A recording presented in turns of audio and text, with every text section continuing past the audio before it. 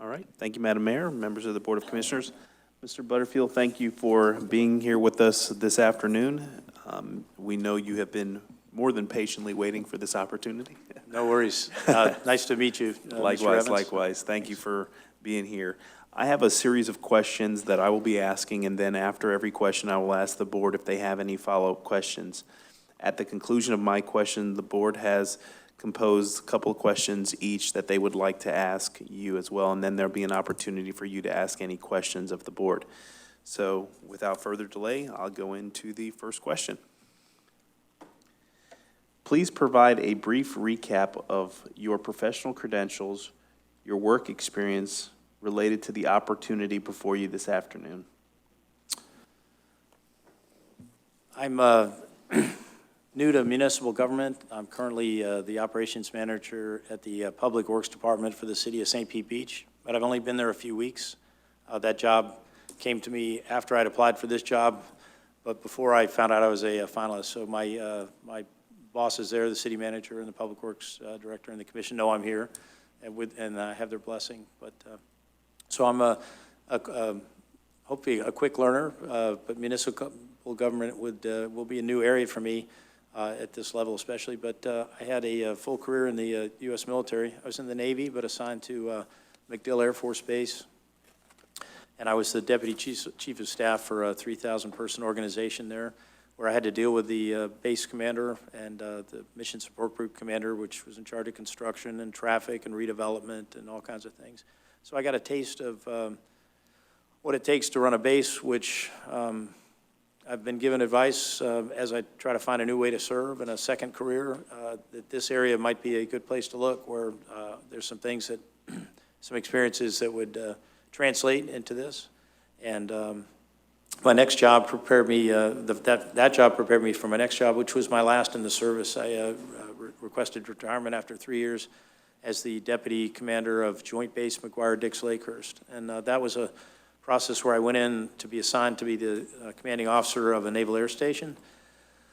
But a congressionally directed joint base was created, and the Air Force was the executive agent. So McGuire Air Force Base, Fort Dix Army Post, and NAS Lakehurst became Joint Base McGuire-Dix-Lakehurst. It's up in New Jersey. It's about a 44,000 acre facility now with approximately 40,000 people a day coming on and off the base to work there. So a pretty good-sized town and population, and in that capacity, I had police and budget and fire and construction and engineering under me. I'm not an expert in any of those areas, but it gave me a taste for all the different parts of that make a city go or a base go. And not only did I have to merge a few different cultures together and organizations together, because from the outside you might think the military is the military, but a Navy firefighter or a Navy police officer has different training and credentials than an Air Force one and an Army one. So a lot of introducing people together and figuring out common procedures. And then there were 10 towns or townships that actually bordered this vast base. So I would interact with city officials, school boards, where the base population children were going to the schools in town. So it was a good introduction to all the work that goes into making a town or a city go. And I had to do that, again, with anybody that bordered the base, because we were impacting their community. So not direct experience. I haven't been a city manager before, but I'm excited to learn. And if this opportunity doesn't come to me, an assistant city manager in a town that has one might be one. I think I have something to contribute, and I have some lingo to learn and some qualifications to get. I just joined the international. I got my magazine. I'm a member of ICMA now, and the Florida equivalent. That one, the acronym escapes me now, but I've signed up for that too. So. That's essentially my qualifications. I don't have any professional engineering qualifications, but I've got a Master of Public Administration. I'm still a qualified helicopter pilot, and You guys don't have any helicopters here, do you? Not in this budget. And again, I'm, as a Public Works Operations Manager, now in a municipal government, I'll be pursuing whatever qualifications that, you know, can help me do my job better there. Any follow-up? Okay. Next question. Tell us why you're interested in this position. I'll try not to repeat myself too much, but some of the reasons I gave were the military is a young person's game, and there's a there's a time extension when you hang that up. But you'd hate to put it's way too early to retire, and anything that you've got some experience in and that had some meaning for you is a good way to pursue. So that interested me. I'm also just two towns away, and when I saw that it opened up, I thought, what the heck, I'll apply and see if I seem like the right guy. If nothing else, I could get some advice from people here. Already talking to some of the supervisors here, it's nice to meet your counterparts in a neighboring city. Undoubtedly, there's ways we can cooperate, not just during hurricanes, but also just day-to-day best practices, sharing equipment, that sort of thing. So. Any follow-ups from the board? Okay. Next question. What are your 3 main professional goals for the next 5 to 10 years? I intend to continue working for at least 10 years. In lieu of retirement, I kind of accidentally took a halftime break, is what I would call it. After leaving the service, I used my GI Bill to get a second master's degree. After that, I took a job at Brown University to start a veteran support program for them. And about 6 months into the job, I shattered my ankle and broke my leg. I was going to be out doing surgeries and things for 5 months, and I didn't think it was fair to hang on to the job. So I left, and after that, a lot of things kept coming up that life things I needed to handle. So I looked around, and all of a sudden it had been not a few months or a year, but a few years not working. I'd pretty much caught up on all the life stuff that I hadn't gotten to in a lifetime of moving around and being deployed and things. And I just started to get the itch that it was time to be part of a team and get a job again. And instead of being scattershot, just try to pick a career field that I might be able to do for the next 10, 15, or 20 years. So city manager seemed like a natural fit. I would like to learn all I can about municipal government and be a city manager. After that, I can't predict everything, but it just seems like it would be a good fit for me. Any follow-ups from the board? What are the most important characteristics and attributes of an effective manager? And of these attributes, which one best describes your character/demeanor? Well, boy, you could list 100 good attributes, I suppose. I'll try to find 3 that really matter. Boy, I'd say a work ethic, but just honesty has to be number one. Honest with yourself. Am I up to this or am I not? Honest to your bosses, honest to your colleagues, and honest to the people that work for you. I definitely feel a good, effective manager has to realize the people aren't there to work for you. You're there to work for the people so they can get the mission done. So it's always a balance between people and mission. I realize the elected officials, the people they care about are everyone in the city, everybody that visits the city, and everybody at City Hall. I guess as a city manager, my focus would be on having a great, effective staff that's happy and challenged and well-paid and busy enough to have meaning, but not so busy that they don't have balance in their life. So, and I guess a third quality would be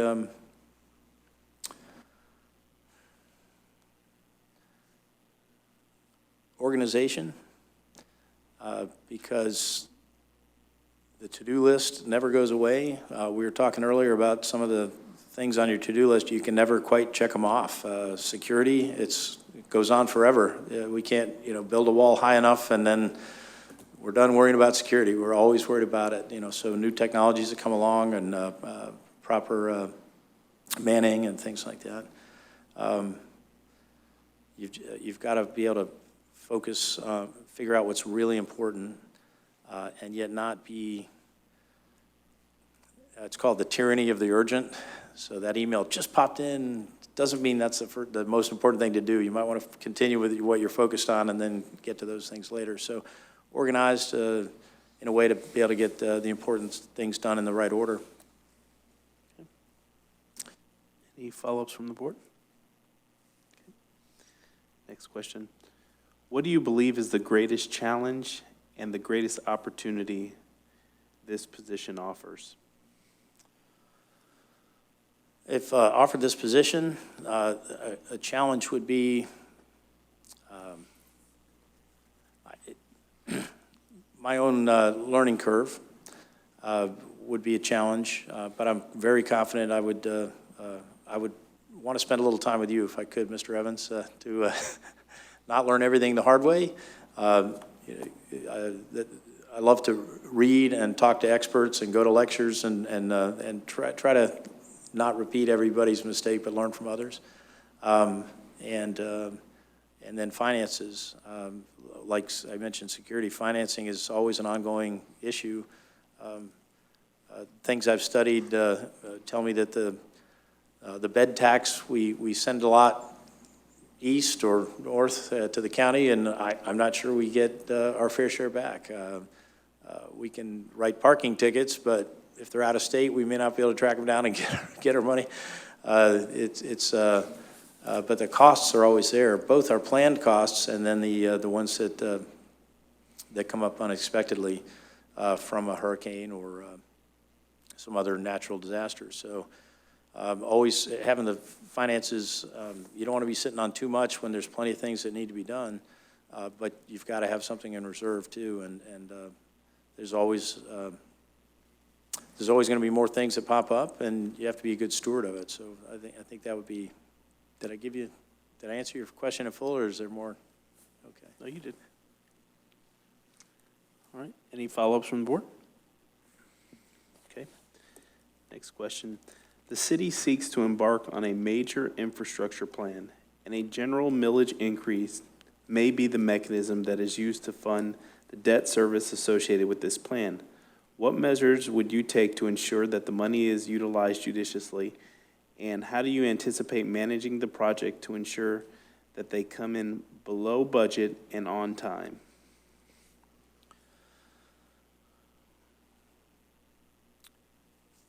It's a beautiful city, and I got a great tour from Brian this morning, Brian Rao.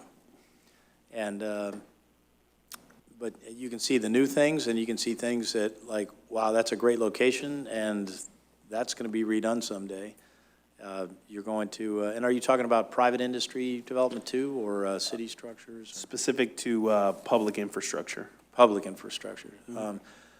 Has to be a partnership. I would want to meet everybody that's building things in this town and try to have everything negotiated so that the existing public isn't paying the cost for the future public, the people that are coming in. Have everything up front, whether it's wastewater fees. Yes, you can have that project, but you've got to put a 10-foot sidewalk, not the bare minimum of 3 feet in front of, if your building. You've got to build a parking garage. Your second and third floors have to be parking so that, and it's available to the public, something like that, where it can't be just new people come in and burden what's already an overburdened street or sewage system or water system. So that'd be my focus, to try to make sure all costs are considered, both tangible and intangible. Any follow-ups from the board? Okay. How do you monitor the success/progress of a team you lead?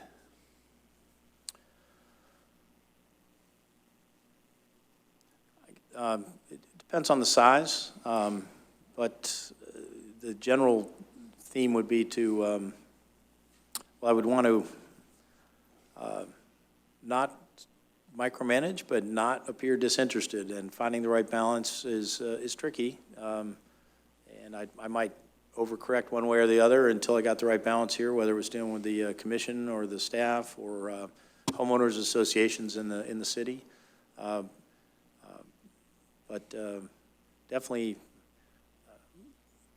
like my immediate team, like a weekly meeting, making sure I hear what people need and they know my priorities. And so a weekly meeting, I'd say Monday or Tuesday.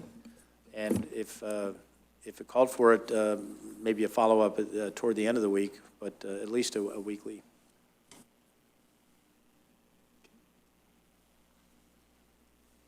Any follow-ups from the board?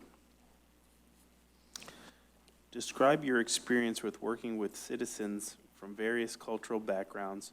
What approaches have you used to ensure adequate attention is given to the varying needs of these groups?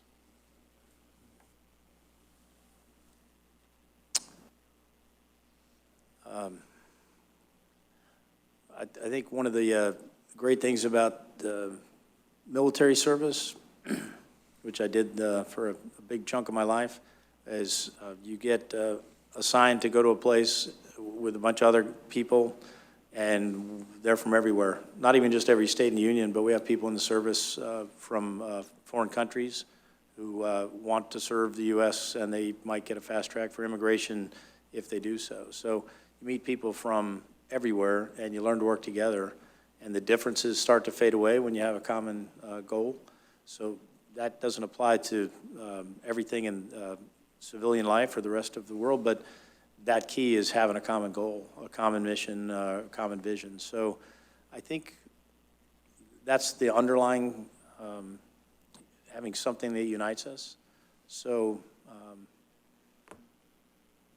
finding that. And I think it wouldn't be hard for everybody that lives here or pays taxes here. They would want to keep taxes low and have the most beautiful city with the least pollution and the best transportation system. So just working toward that by getting citizen input and expert input on what's feasible and what's not, and just the information flow that results from all that is so key, because people can understand if it's explained why that can't be, why we can't completely eliminate street flooding during a king high tide and a storm. You know, there might be some water in the street. We can't cart it away. We're at 3 feet above sea level. Today the seas are above sea level. So that communication, if it's just like that's just how it is, and not giving people the proper information who are actually funding the enterprise, that's where frustration lies. So I think just communication would be the key. One of the questions I got at the supervisor meeting was what would I do in the first month or two, and I said I would try to go talk to every homeowner association and civic organization, and they said that's just what Mr. Evans did, and I said, well, I'll imitate that. I'll keep that up too. But so good for you for doing that. That's it's just meeting people at the coffee shops and at their civic associations, and really knowing what is on people's minds. So as much work as there always is at the desk, getting out behind the desk and keeping your ears open and making sure that I have a good corporate culture. Let's say I'm having that weekly meeting, and I don't make it, I don't make people think there's only one right answer or to tell me what I want to hear, but letting them know that I really want to hear what's really going on, what's really on their minds, what they really need, what the problems are. So communication up and down and sideways. Any follow-ups from the board? Okay. In a concise manner, please describe how you would develop and implement a strategic plan for the city of Madeira Beach. Well, I would start with, instead of starting from scratch, find out if there already is one and going through that. And I know on your website I did find one from 2018, and I was impressed because it was it wasn't a tome of 300 pages, and it wasn't a half a page. It was about 10 pages, so it was just the right length where it's thorough enough, but not inaccessible.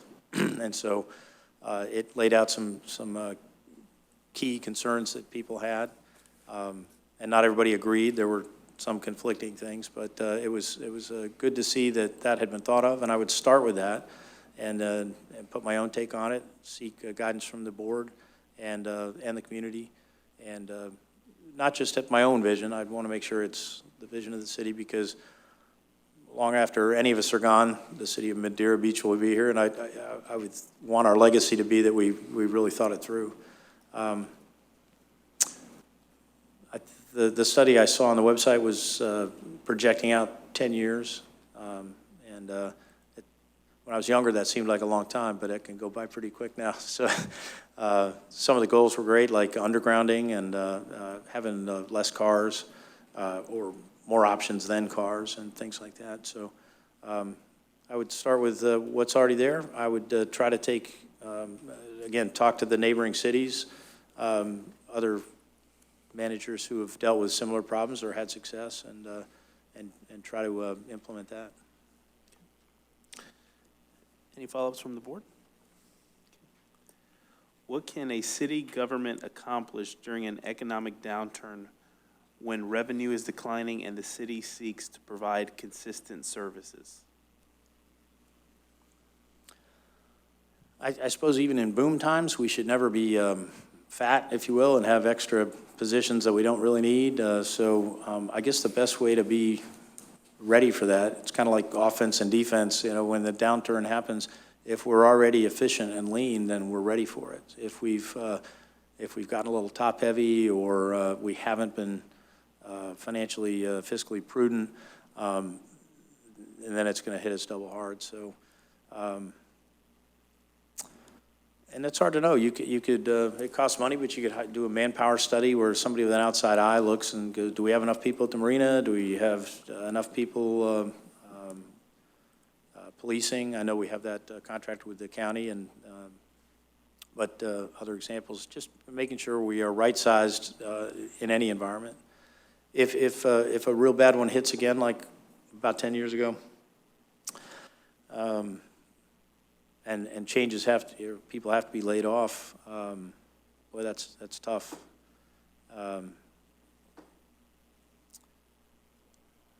Just, I guess, making sure we're not doing anything extra that we can't afford, or borrowing too much now.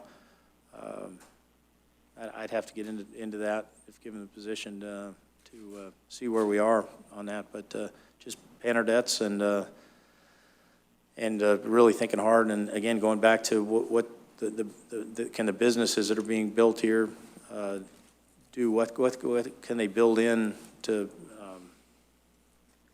I think you can negotiate services that they'll take care of themselves instead of the city doing it, that sort of thing. Any follow-ups from the board? All right.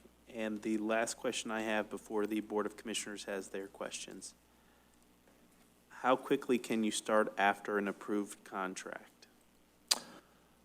Again, my supervisors know that I'm here and that I had applied for this before I even talked to them and came on there. So I think 2 weeks' notice would be sufficient, and yeah, so say 3 weeks from now, I'm sure I would be available. Okay. That concludes my questions. Now it's the Board of Commissioners' opportunity. Okay, I'll start then. Mr. Butterfield, we're a tourist community, and that is our main focus here. Need to find out from you what you would, what would you do to implement new ideas or express your concerns for the tourism, or to help it out? Say we're talking about John's Pass. Do you have any special ideas for the area, concerns? What would you suggest to make their success? Safety and security. I would talk to our sheriff's deputies and talked to the parking department and just anybody that I thought might have some insight on the day-to-day issues in that area.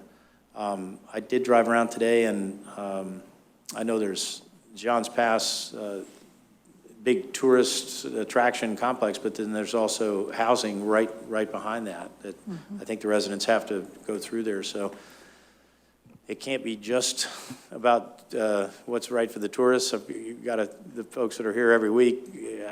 It's not easy because it's a busy little area right next to a state highway. Right. Going through it.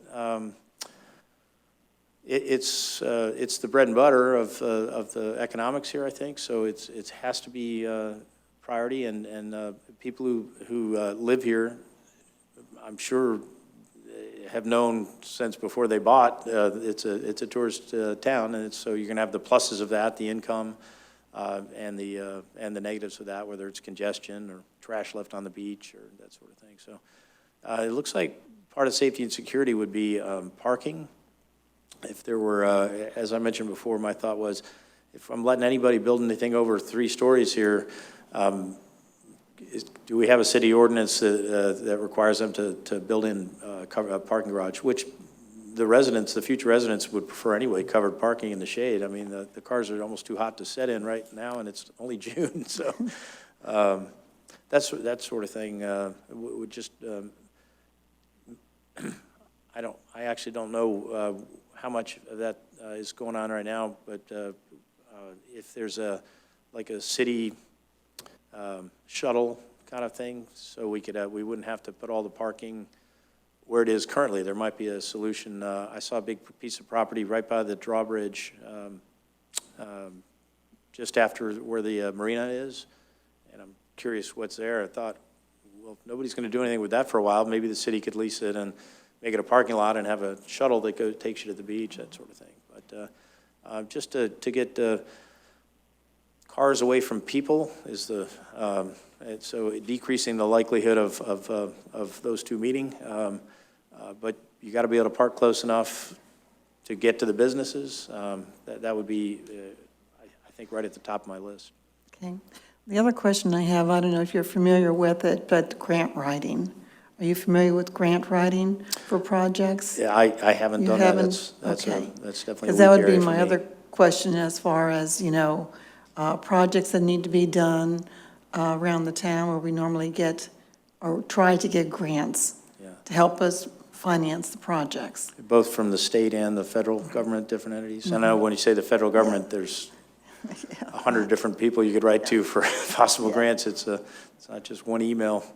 No, that's something that I have not done. Okay. So, but I would need to learn very quickly. You would learn that. Thank you. Thank you, ma'am. Mr. Butterfield, Commissioner Andrews. first off, thank you for your service. And your education is crazy impressive. I'll tell you what, I just reading here and I'm just sitting in awe. Also, your organizational skills and your personnel qualifications are unmatched. I mean, there's nobody else that's submitted a resume that's oversaw 3,000 people, so that's an impressive stat. My only question for you, and it's the question I've been asking all day, which I think I already have the answer to, is, we've gone through 3 city managers in the past 2 years. You'll be the 3rd city manager in the past 2 years. So my question is, are you sticking around? But the fact that you live in St. Pete Beach, I guess the answer would be yes. So that was my question. So thank you. I hope, thanks, Commissioner Andrews, and it was an honor to serve, and so thank you for that. But I've moved a lot my whole life, and I'd like to be done moving. So yeah, I'm not going anywhere.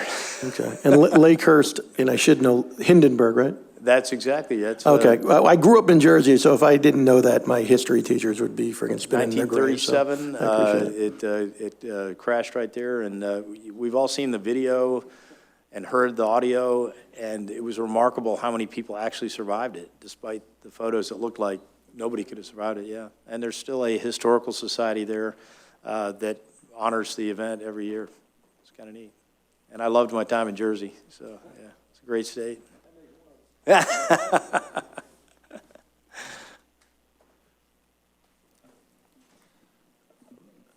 She'll be back shortly if you wanted to go in with your questions. Madam Mayor? Thanks. Thank you. What experience do you have with redevelopment projects, and in particular, how do you balance development to preserve a small-town feel? My experience with redevelopment projects, and I did not like manage one, or I don't want to overstate my experience, but when the bases joined in New Jersey, we had to, and other units came from other bases that hadn't been on those three bases, and we had to make room for. And military construction has a long time lag. It has to be approved by Congress, and it's usually over 5 years. So we had to create spaces out of old with the new arrivals. So that was a real success too. I think we did. Balancing just so that, again, people can be pretty patient if they have the information and they know it's long-term, but going to be better. But they still need to be able to, get in and out of their driveways, and during the whole construction project. So I did notice that in the tour today, just how the place is built out, and in fact, I think a lot of the city was filled in. The canals were man-made, and so nobody built in a lot of extra elbow room for that, and so anything that's getting torn down, it's going to impact the neighbors. And I know there's extra costs, but that would have to, everything that comes down to be replaced has to be very closely managed. I know that everything is publicly approved, but you can't make people get here, so you'd have to push information and not just say, well, you should have come to this board meeting. Pushing information in the form of community emails, newsletters, community briefings, going to those community associations and telling them the plans, and hopefully getting their input. But after something's been approved and decided, trying to get their keep that information flow going so they know what to expect. That's the best I can do. Thank you. How do you build consensus among groups with different objectives and agendas? Well, that's one of those never-ending missions, too. I'm sure when you think you got it, well, the next issue, the same people might not agree. So, boy, consensus is great, but if you wait for 100%, you'll never get anything done. So I think just having that goal of consensus, and I know this city has a civility pledge, I think it's called, and just insisting that mutual respect, so that you can only control yourself, and so setting that example, and it's contagious, and consequences. If somebody were to come in here and be vulgar and rude, then they need to leave. I think that would,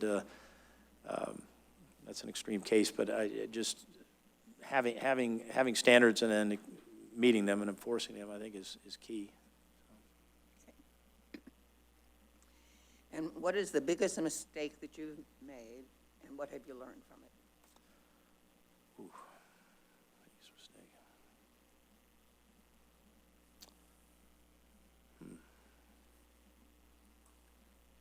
Wow, so many. No.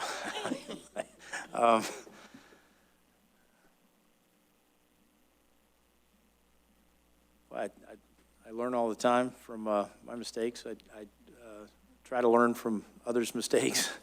That's History 101. Biggest one.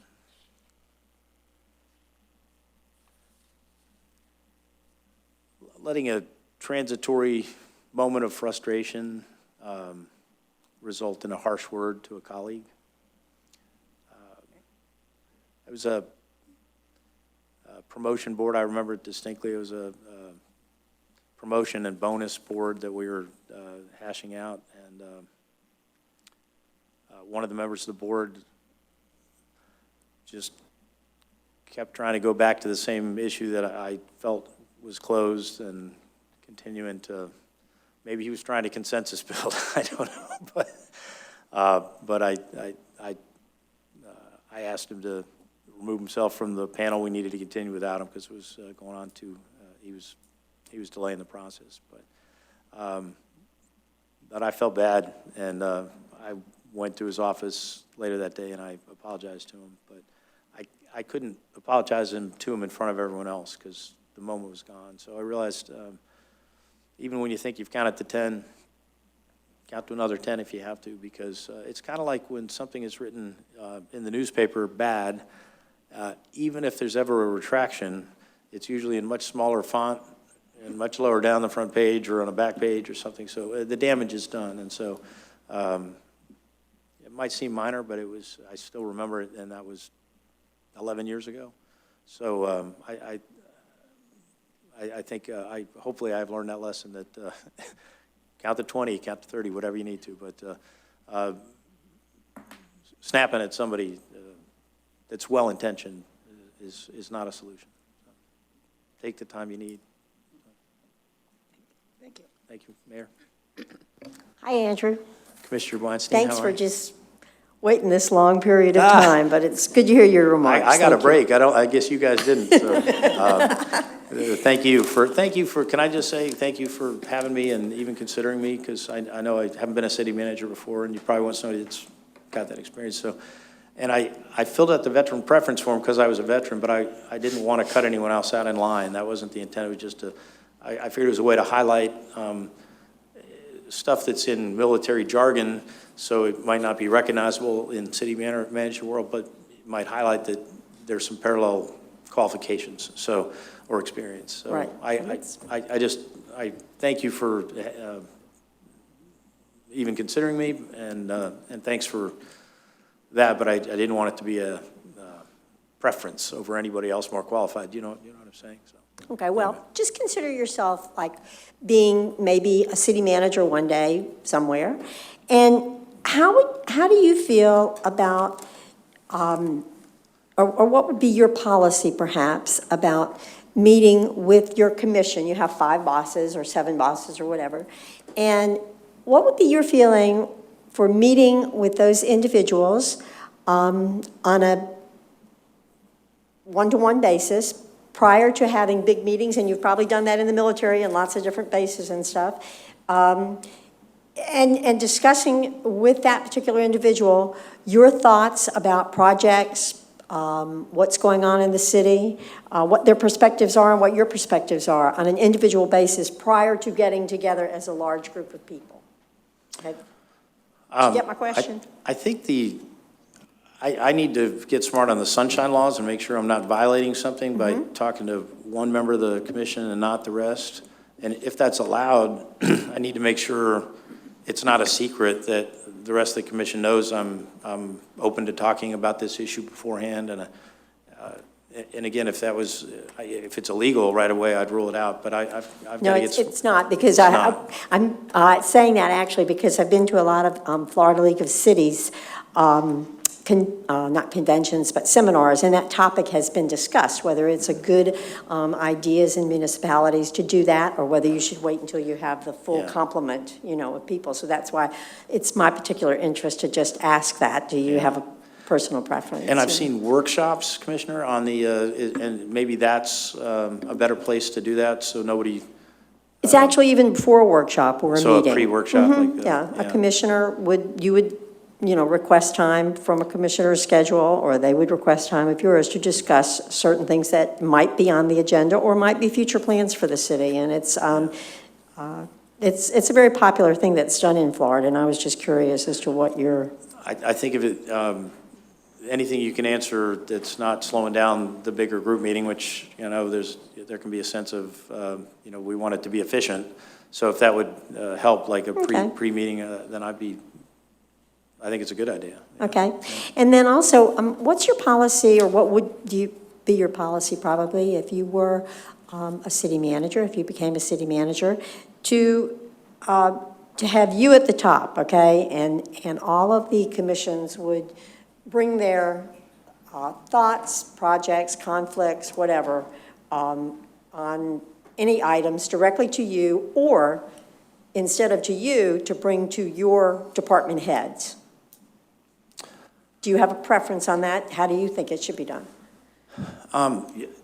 That's a great question. Email has made that very easy to do well or do wrong. So I would, again, I'd probably talk to Mr. Evans and the board and see if there was a preference, whether, because if everything goes through me per se, or let's say, then if I'm not getting to my email or I'm not answering the phone, then I'm a choke point. But if everybody goes directly, I might be missing control over my staff and their priorities and their time, or just the info itself, and now I'm unaware of something that my employees are aware of and working on. So a good way in email, I think, is to me, but CC the person like the department head that you are pretty sure or know that it's going to go to them anyway. So if there's already a protocol in place that's working here, I'd want to know what that is, but that would be my default, I guess, is if I was sending something, if I was a commissioner and sending it to Public Works, I'd say send it to me and CC the Public Works Director. So, thank you, ma'am. Thank you, ma'am. All right, that concludes the questions from the board and the standard questions, obviously, we've already asked. Do you have any questions for us? I did want to say what I said earlier. I wanted to appreciate the consideration, and I think it's a great city, and undoubtedly has ongoing challenges. So that's why there is a commission and a city manager and city government, because there's things to work on, and there always will be. But I just want to say that everybody I've met on the staff today just seems like they really like being where they are, and both in their jobs and in the city. They couldn't have been nicer, and I've tried to remember every name, and I can't, but if I end up working here at the city, I can see it is a great staff that I would love to be a part of. Well, certainly, we appreciate you being here with us today, and thank you for your service to our nation. We really do appreciate it, and one of the things that when you talked earlier about the transition from a military career into local government, city manager, Bill Horn, city of Clearwater, was a retired full colonel, and he was a base commander, and has been probably the most successful city manager the city of Clearwater has ever had. So that's a great local resource. So it does happen, and if it doesn't happen for you here, certainly we wish you the best of luck on your career, and he's a great resource. He's a mentor of mine, so certainly reach out to him. He would appreciate it. I can't thank you enough, Mr. Evans. That's great, because that's the second example I've heard of when the hurricane hit the Panhandle last fall. Yeah. There was stories in the news about the recently retired Army general, I think, that Mexico Beach had hired, and they were saying that what a great resource he was. So